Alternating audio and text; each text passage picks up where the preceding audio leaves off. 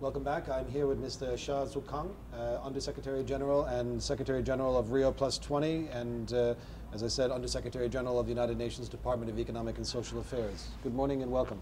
Good morning, right now, we want to focus a bit more on Rio+20. There was a great deal of enthusiasm about what Rio would produce.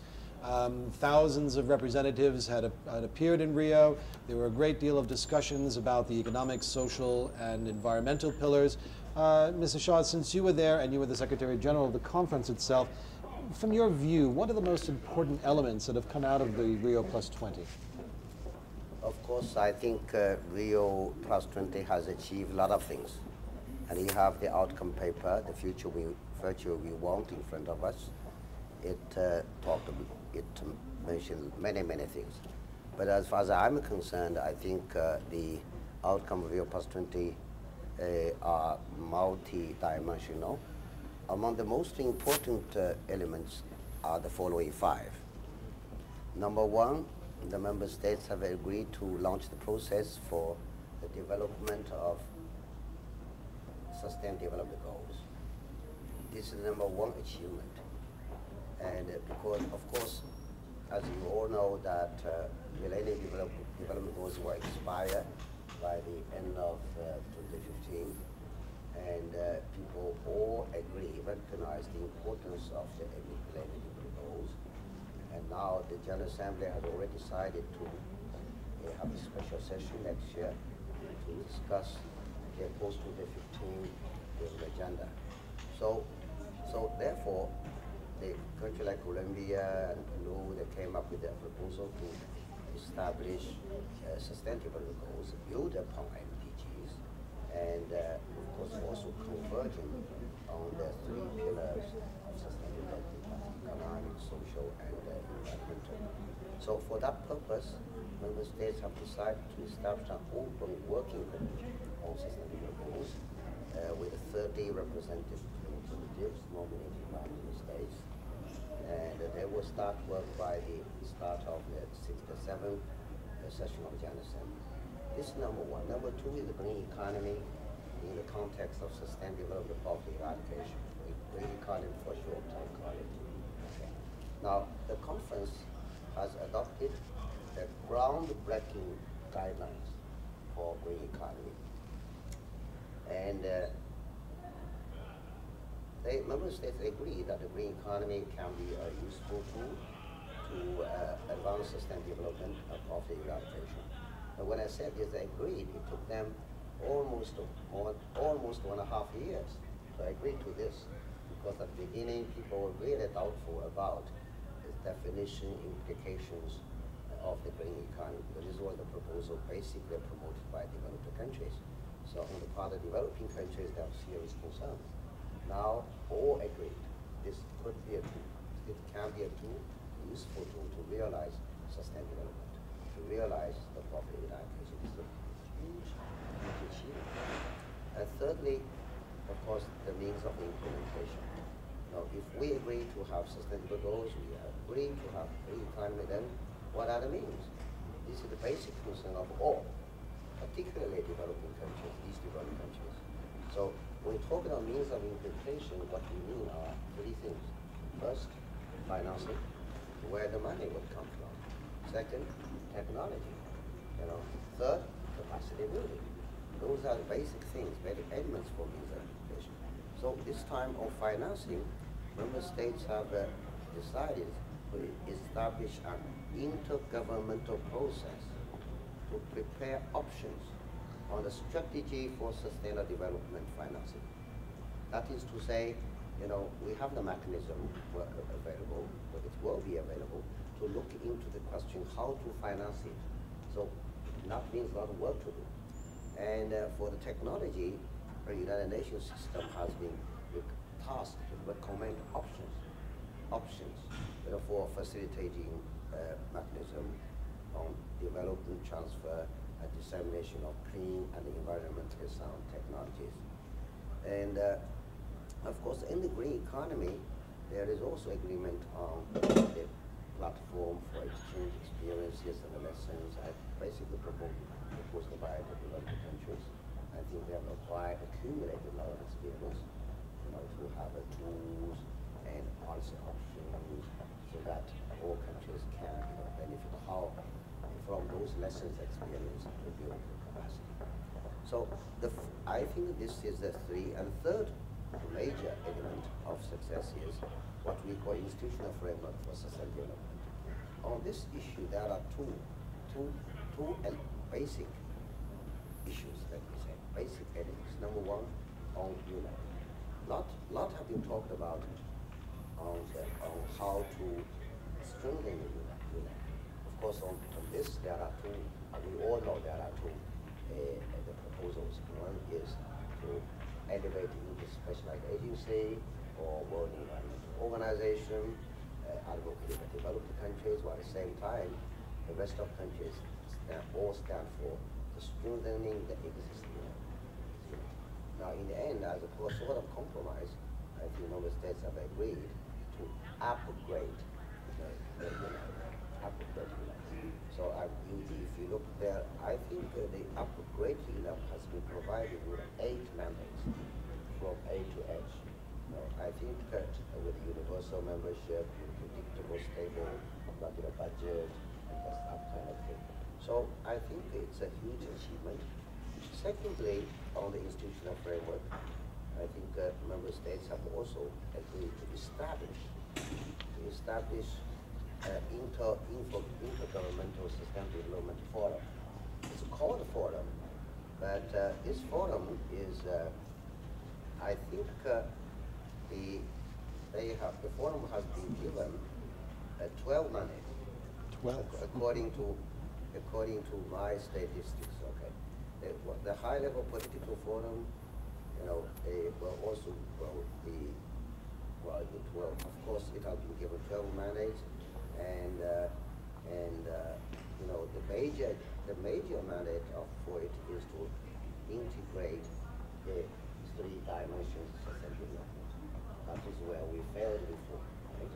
So the General Assembly will decide on its format and organizational aspects by its 68th session. So the institutional framework, I think we have achieved quite a lot. Well, let me say a few more words about the means of implementation. It's also related to institutional framework. The member states have also agreed to establish a high-level political forum. To establish another kind of mechanism to recommend. They have requested many nations to recommend options for the facilitation mechanism of developing transfer technologies. So those are things.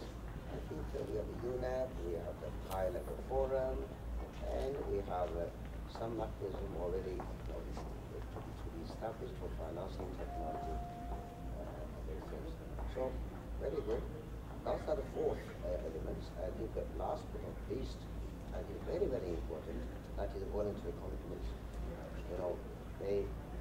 According to me, I keep saying that Rio+20 has 2 outcomes. First is the official one, another is non-official. I call it voluntary commitments.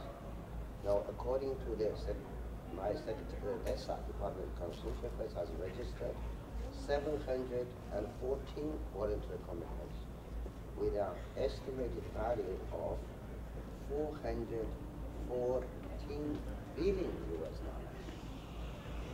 So the high-level political forum will review the delivery record of these commitments. That is to say, those are commitments by nature voluntary, but they will be requested to also have some kind of voluntary accountabilities. I keep telling them that we used to make a commitment but never honor them. This time you have to be very serious, okay? So those are the basic elements. I think. Of course, there are many, and under the green economy, I think under the framework for actions, they have identified 24 priority areas to achieve green jobs and other things like that. Right. Now, in terms of the integration of the economic and environmental pillars, where do you see the greatest challenges, and what are the opportunities at overcoming these challenges? Well, I think if we look back 20 years, last 20 years, the biggest gap is the integration of the system. Economic growth, social development, and environmental protection. Now, we have seen with globalization fairly rapid economic development. But this rapid development was achieved sometimes, or many cases, are at the cost of social development, and particularly at the cost of environment destruction. So that's why, after 20 years, the growth has not been more sustainable. On the contrary, it's more unsustainable. That's the real issue. And after 2 years, of course, now we realize this problem. So, but I consider that by nature we are more concerned about the immediate interests. While sustainable is the long term. It has only a beginning and there's no end. Therefore, so the danger is, number one, how to change our mindset so that to honor what we agreed, in Rio, to really, to have the long-term interest in our mind. That is very, very important. To change your mindset, develop the paradigm, and it takes a lot of work. You need a lot of work to do, number one. Number two, of course, the integration is still an issue. No member states and other stakeholders have decided to rectify the situation, but how to prevent, the business as usual approach. This is the big, I consider it as the big risk. Then chances, yes, of course.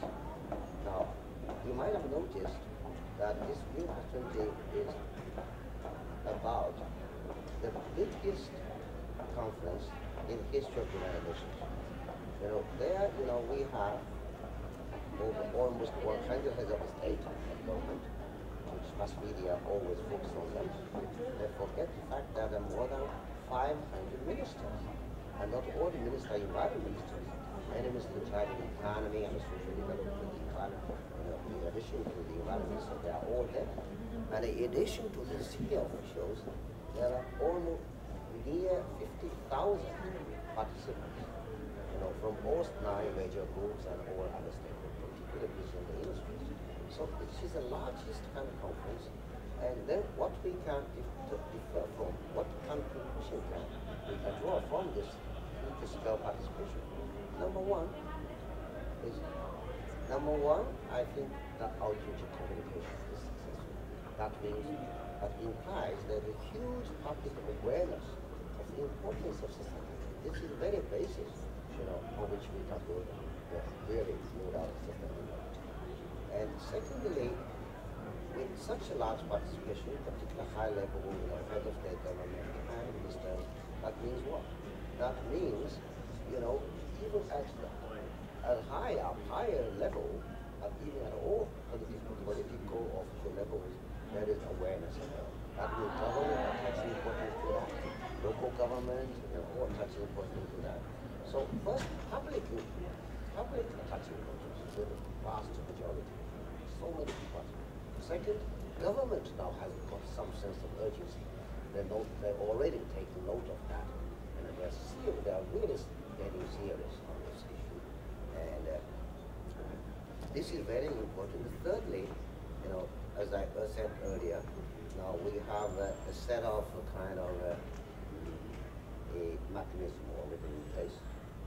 For example, as I said earlier, we have agreed how to develop the sustainable goals. We have agreed how to solve the issue of the financing and technology dissemination of the transfers. We have also, they have given a job to do, and also those mechanisms and institutions are there. Of course, details will be worked out, while working out on the detail itself, the process itself is very important. It's education. It will further raise the public awareness. And so I think on this, and there the government will have a role to play. And the government is there, the public roles are there, and media, and don't forget, media has played a huge role. Of course, if you're judging by the media reports, the first 3 days they're all negative. The last 3-4 days they are changing. It seems to me they are changing a little bit for the better, because for 193 countries to agree on something not easy, and countries are different at different levels, but they have agreed that we will do the job. That is very, very important. And that said, I think General Assembly can have a role to play, because General Assembly expected to endorse what is going to be agreed by the high-level panel or forum. Their proposals by the 68th session General Assembly will have to endorse that. And UN system will have a lot of work to do. Integration of the three means what? Means, in a way, integrating of all the UN system institutions. And years ago, Secretariat came up with the idea of building as one, and I think we are working on that. A lot of progress has been made. I think that the decisions of Rio+20 itself and the stimulus for UN systems to work even closer together. So therefore, I think ECOSOC, of course, has a huge role to play. It's a chartered body, and its job is to coordinate all aspects of economic, social, issues. So through the coordination segment, the humanitarian segment, and also through the general segments, in addition to what we are working now, annual ministerial reviews and the TCF Partnership Forums. So of course this is an issue which will be discussed, in the next few weeks on how to strengthen something new. And the new mechanism, I think, build a Governmental Commission for Sustainable Development, that is the high-level sustainability forum, will be accountable to both General Assembly and ECOSOC. We have institutions, we have public awareness, we have a government, government at all levels. They are there, they have a sense of urgency. So I think we have challenges while at the same time and opportunities. But with all that said, it's not an easy job, of course, but I'm sure that will be good. Well, it sounds like there are a lot of the elements that we need in place that are there. It seems that the enthusiasm is there. Maybe just in closing, if I can just get your sense about the success of ECOSOC and the importance of the Sustainable Development Goals. Just a very brief statement about your vision for those and where do you see that going and how that's different. Well, ECOSOC is a chartered body. If you read the UN Charter, it has huge power and huge potentials. The question is that how to make use it, how to get, turn this potential into real power. This is a question, and I don't know why. Look, my experience is that many of the substantive issues are already discussed, negotiated at functional issues, and also at the UN system institutions. And when they come back to ECOSOC, which is supposed to coordinate, to harmonize, but in reality, they become kind of rubber stamp just to endorse what has been agreed elsewhere.